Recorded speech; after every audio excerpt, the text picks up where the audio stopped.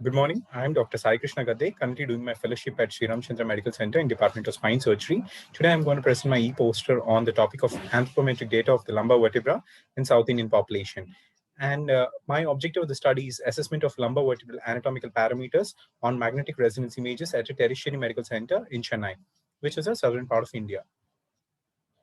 We all know that several pathologies behind the cause of low backache and disability might require surgical interventions with implant usage in our day-to-day practice, especially in the lumbar vertebra. It is necessary to have precise knowledge of accurate dimensions of these spinal elements to facilitate the designing of the implants. And this anthropometrical information also helps in the usage of appropriate implants, designing minimally invasive instrumentation, precise positioning of implants with adequate neural safety, decreasing the incidence of implant failure, thereby increasing the success of the surgeries and decreasing patient morbidity. And the methodology of our study is this is an observational study measuring various dimensions of the lumbar vertebra from digitalized MR images of lumbar spine in 100 patients, 50 male and 50 female, with an age range of 30 to 60 years. And it was conducted at Department of Spine Surgery at a tertiary care center in Chennai. We included all the patients who presented to our OPD with back pain and without significant restriction of daily activity in whom we thought MRI is required. And we excluded patients with spinal infections, spinal fracture, acquired and congenital spinal deformities, previous spinal surgeries, tumors of primary spinal origin, or metastasis. And in the imaging protocol, we used a mid-coronal, axial, mid and parasagittal sections on T2 weighted sequences of MRI images of lumbar spine. And the following parameters are measured: right and left neural foraminal heights, right and left neural foraminal widths, superior and inferior end plate lengths, superior and inferior end plate widths, intervertebral disc height, superior and inferior end plate surface areas. Suppose consider the neural foraminal heights. Using the Coe technique, we made on the parasagittal sections the maximal view of the foramen is visible, and the cursor is placed on the uppermost part of the foramen and extended to the lowermost part of the foramen so that we get the dimensions of the foramen in millimeters. The same way, anterior posterior diameters of the foramen is taken as neural foraminal widths.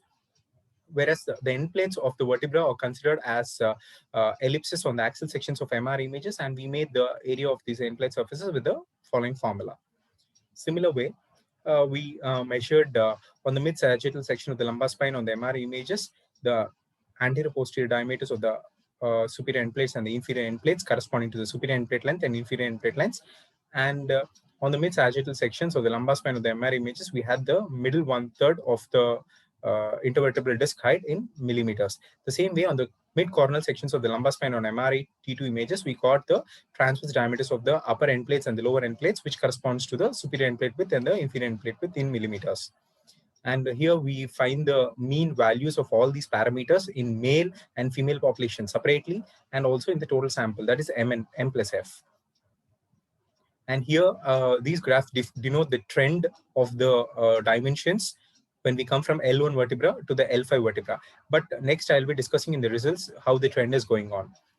So superior end plate width is significantly greater among male and increased caudally from L1 to L5, whereas inferior end plate width is also significantly greater among men, but there is no significant trend with the level when we come caudally. Superior and inferior end plate lengths were significantly greater among men, and they increased caudally, whereas foraminal height and foraminal widths has no statistical difference among both the genders and also at all the levels.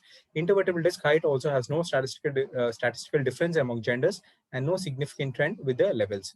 Superior end plate surface area and inferior end plate surface area increased significantly among men, also increased caudally. So when we come to the discussion part, the main aim and objectives have been fulfilled with our dimensional measurements, and thereby we come to know that population and gender-specific variations in osteological dimensions exist among various populations and ethnicities in different regions within the same country due to genetic, geographic, and hormonal influences. So the dimension of these vertebrae and discs increase caudally due to the increase in the load transferred also. The need for this adequate data regarding the anthropometry of the spinal column, especially the lumbar vertebral segment, is high because it's the most commonly operated site. Thereby, ill-fitting or improperly placed implants lead to failure and also neural damage. So significant differences in the lumbar dimensions among men and women highlight the presence of sexual dimorphism. That's what we conclude from the study. So this information shall provide baseline reference data regarding the morphometry of the lumbar vertebra in South Indian population, where there always resided a paucity. It also helps in designing population-specific spinal implants and instruments to perform surgery with adequate safety and effective preoperative planning. These reference values could also be of forensic importance because of the observed racial, regional, and ethnic variations. Thank you.